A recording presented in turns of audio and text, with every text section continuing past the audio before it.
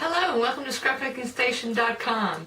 In this video we're going to be making my November card design, my Christmas card design. It's called Winter Flurries, and we're going to use all my November product picks from Stampin' Up. So I've got the Winter Frost Designer Series paper, I've got the framelits, and I've also, got the stamps. So, for you folks starting from scratch, I'm going to put the camera over my shoulder. We're going to take a look at all the elements necessary to make the card. And then I've got a little segment on color ink heat embossing.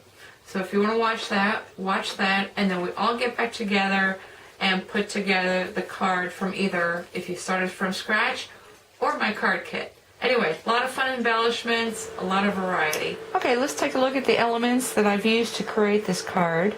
You're going to need pattern papers. I'm using Designer Series patterned Winter Frost. And this is in the holiday catalog of Stampin' Up. And there's plenty of patterns to choose from. And we're going to take a look at how I use these in the card design. There's some specialty papers, which I really want to shine. They're silver and then all the same coordinating colors. And the other thing you want to do is pick some cardstock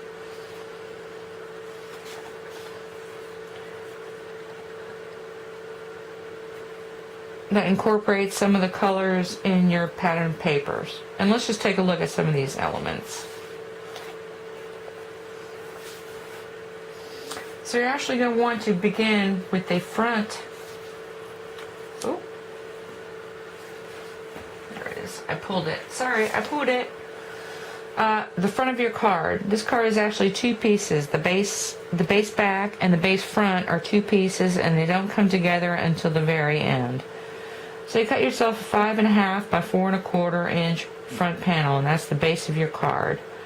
And then the bottom of your base is going to roll at 5.5 by 5.25, and that gives me an inch from my score line to attach to the front panel. So that's going to end up looking like this, but that doesn't happen until the very end because we build the inside and the outside independently, and then that's where we connect them together. Now I've left myself an inch from my spine of my card only because I knew I was going to trim it. This is a lace edge trim, but you can use anything or you can not use anything. So anyway, that's how that all goes together. The most important decision probably in this card is going to be that front panel. And I'm just going to pull another card over. This is a birthday card, but you can see that that front panel, the front side and then the underside is also going to show. Now if you're putting a greeting on it, you need to keep in mind what's going to show up on this front pattern. And so I tend to use the one that's a little more subtle or plainer, and then when I pick up those corners I can get a shot of color. And this one you cut 1/4 inch shorter in length, shorter in width. So that's going to come in at 5.25 by 4. And that is the front. Now on the inside, because this front is going to be so stacked or layered, I'm going to put another panel inside, which is going to be the same solid cardstock as the front of my card, and then I just stamped it with coordinating stamped images for the embellishments that I'm going to use on the front. And then I've also taken a piece of vellum, heat embossed it with my colored ink, Pacific Point, and that's going to be the salutation on the inside. So you can see through that, everything's nice, and you can actually use embellishments and whatnot, and we're going to get into that in a little bit. And the other decision you have to make is, because I chose another color for my heat embossing, I'm going to incorporate that in my layers. And it's really just 3 layers. So you got a pattern, I chose my solid and my specialty paper that are just going to peek out from the outsides of where those flaps are going to open up. And so I'm going to do that like that. And I am going to take a photograph of these dimensions so that you can jot them down for later or build your cardstock before we start assembling everything. And then the other element I've used, and these are my November product picks, is I got the stamp set Festive Flurry, and I've also color heat embossed these. And these are going to be my embellishments for the front and also on the inside, with clear embossing powder and coordinating inks. And then this one is just Versamark and the iridescent embossing powder. And this is on my base cardstock. So I've got all these elements. I'm going to put all that together. I've also included several other things. I've got little snowflakes for centers. And then some coordinating ribbons. And then since I could not glue, I'm going to include little stickers for additional embellishment. I'm trying to pick them up. I'm sorry. But if you're doing this from scratch and doing this in your own home, glitter glue works great. Actually, this Stampin' Up! Doesn't call it glitter glue. But here I've got the Dazzling Silver Sparkle. And the Dazzling Details is like an iridescent glitter glue. But I would use those instead of these stickers. So anyway, I'm going to leave you with this picture. We're going to take a quick little segment on some of this clear ink embossing. And then we'll get back with the card kit. Spend a couple of minutes with my card kit people. Talk about how everything separates. And then we'll get started putting this together. Okay, here we go with our color embossing without using a colored embossing powder. So this is my clear embossing powder. I've got ink and my Versamark. And of course I've got my stamp. This is Season's Greetings. So the first thing you want to do is line up your acrylic stamp. And if not, use your, oh God, what is it called? Anyway, while I'm doing this, I'm just tilting it around a little bit. And I've got that square. The more things you can have square, the better. And here's the panel of pattern paper that I want to emboss. So let me open up my Versamark.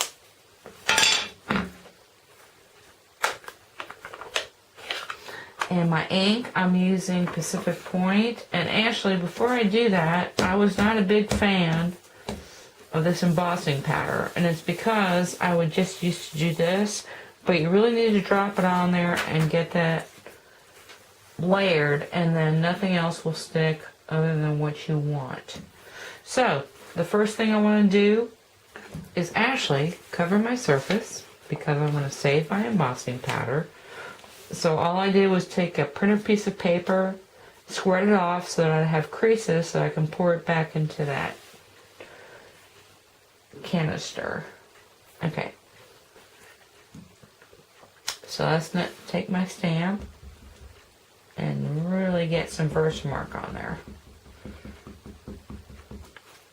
The Versamark really does not dry. And then I'm going to go into my stamp pad and pick up my colored ink.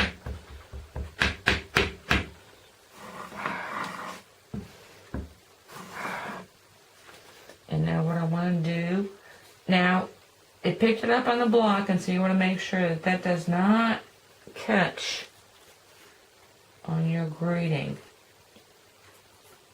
And I'm going to put that this way, and I want it right at the top.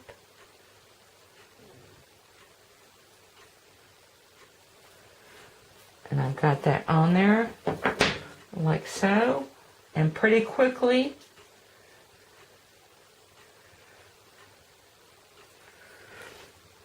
get your embossing powder. And I just like to shimmy it around a little bit.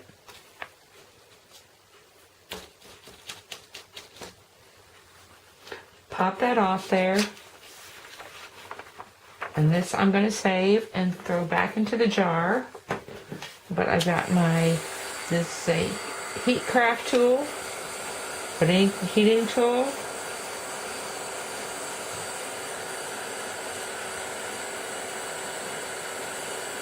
And you're going to see it change color.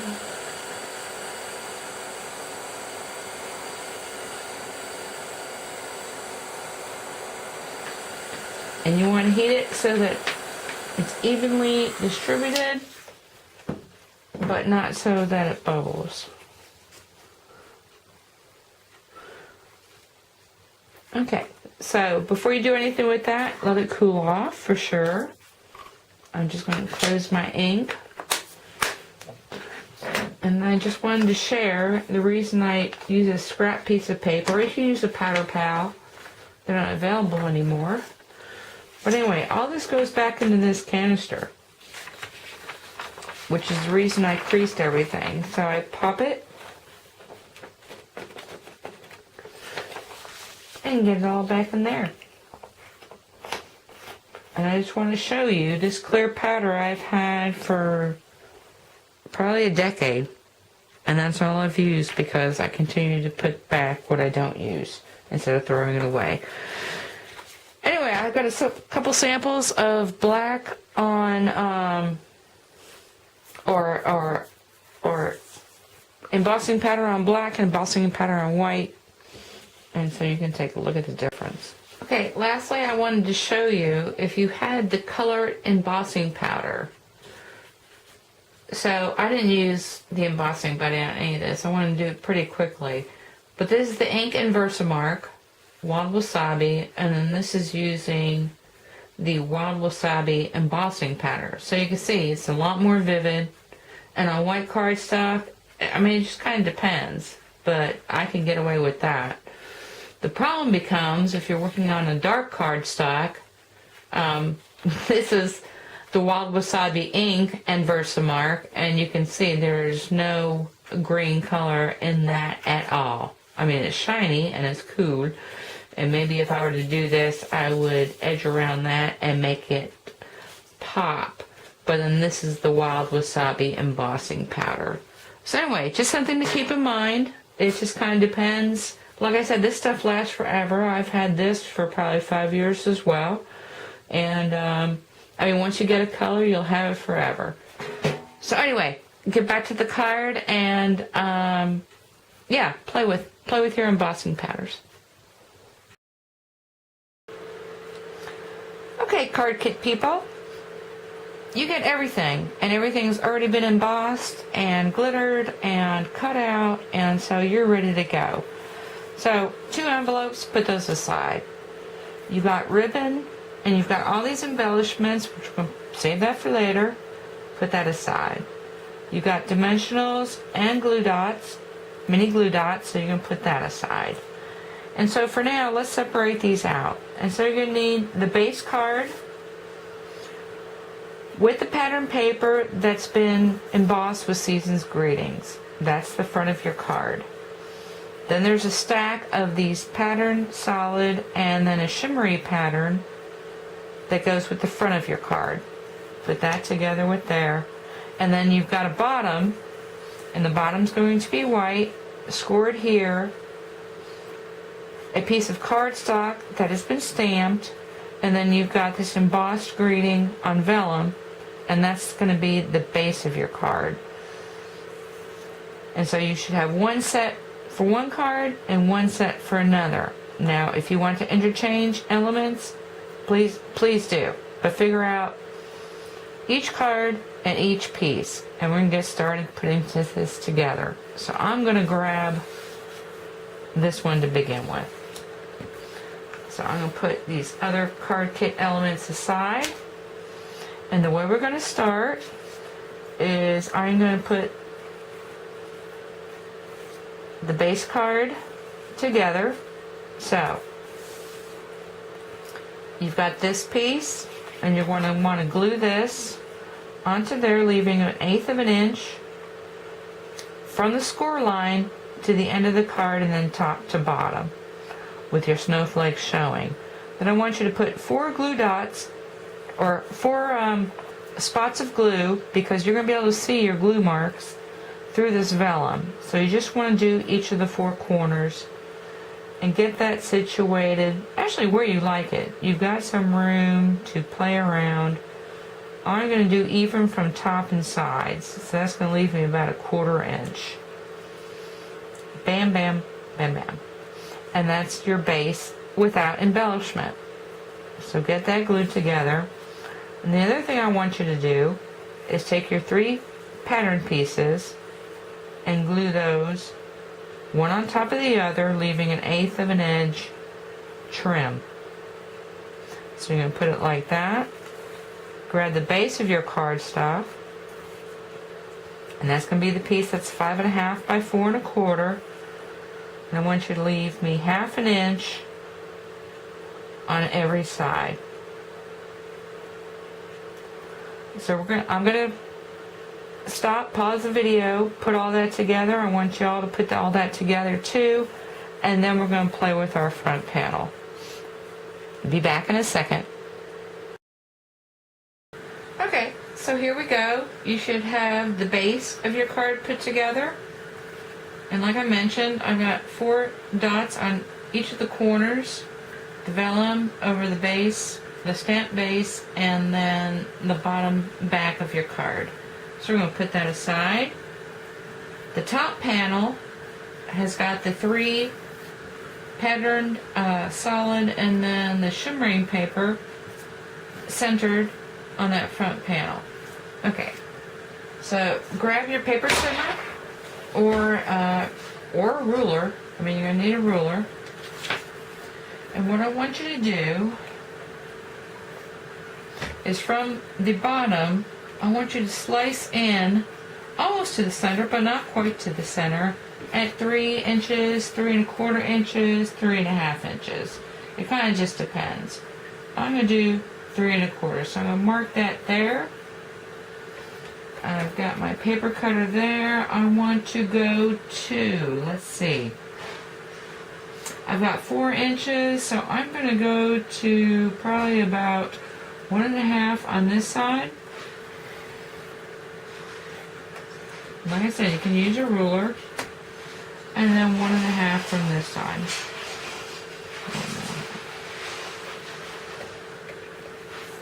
And that will leave you a decent center. You can always cut in further, but you cannot take away. And you want a pretty solid piece right there. The other thing we're going to do is, I've got, let's see, it's 5 inches, so at 2 1/2.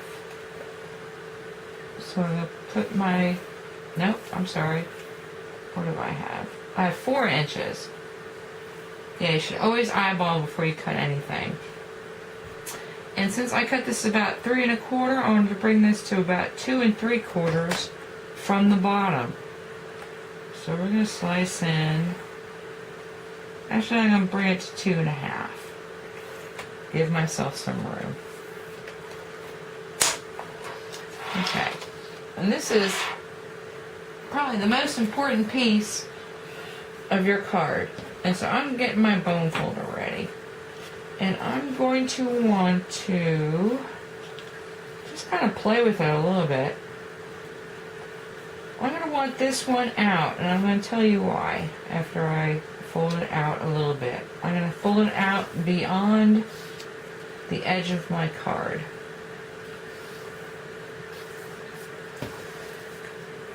Because there are several ways to add dimension.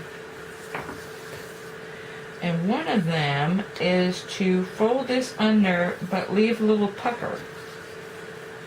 And so I'm going to do that with this. I'm going to create the pucker first. And then I'm going to crease this around the edge of my card. And this way I've got a nice little bubble, which I will glue in place in the back here.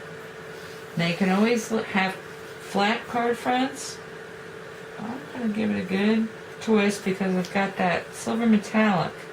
And so I'm going to keep this one inside. I'm going to crease it a little bit further beyond that because this one I'm going to pick up and glue right there. And this creates this bubble. Now for this, I'm not going to go as extreme. So I'm just pulling that back a little bit. This one I'm going to do the same. the other way to add, okay, now you want to watch your greeting. So I'm going to fold it there. But this one, I'm probably just going to glue it close to this fold line. And this way I can have almost like a collar effect. And I'm going to do the same thing here. So I'm going to watch my greeting because I want my whole greeting to show. And I'm going to do the same thing with that. And then, what did I decide? It doesn't matter. I am going to try and expose more of my metallic because you still have your embellishments to put on top. So the larger these spines, the better. So I think what I have is I have a pucker at the bottom. I've got this pucker at the bottom. I'm going to have these flaps. And this I'll probably just glue to the spine and flap up also. So let's see how that's going to look on the front of my card. So this is going to position just like that. 1/8 of an inch from the edge of the cardstock.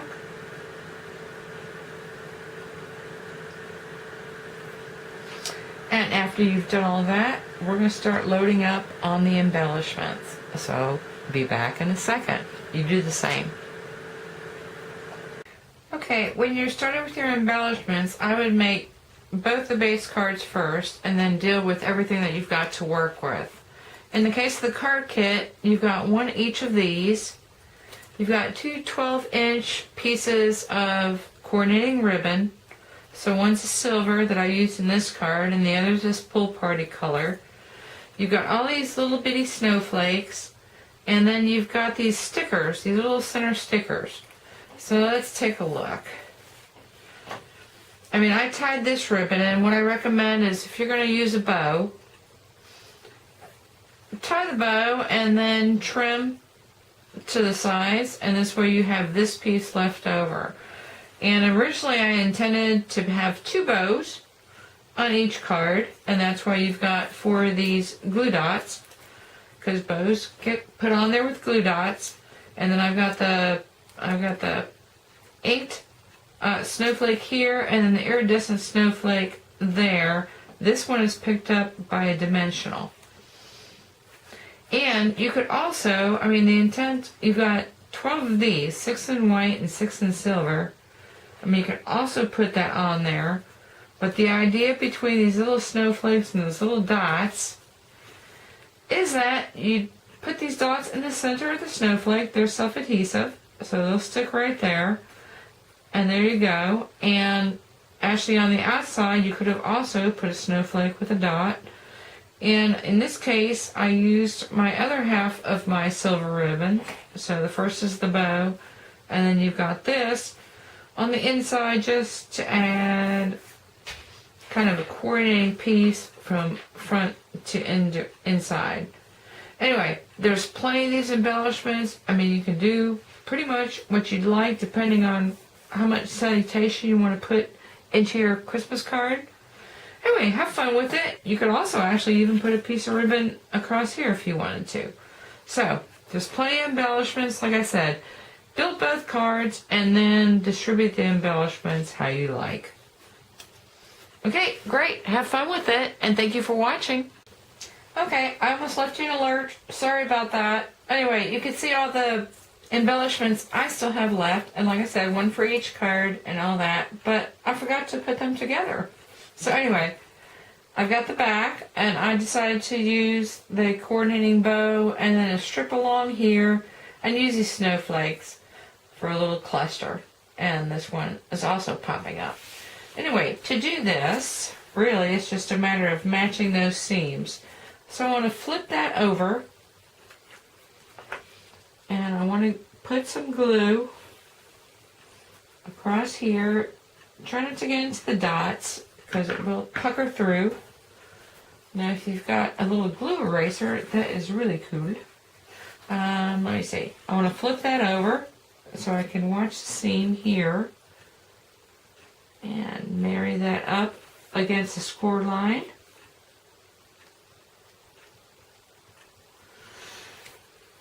And I will do that. And before it gets too dry, I'm going to flip it over and bend it and make sure everything is square on the front.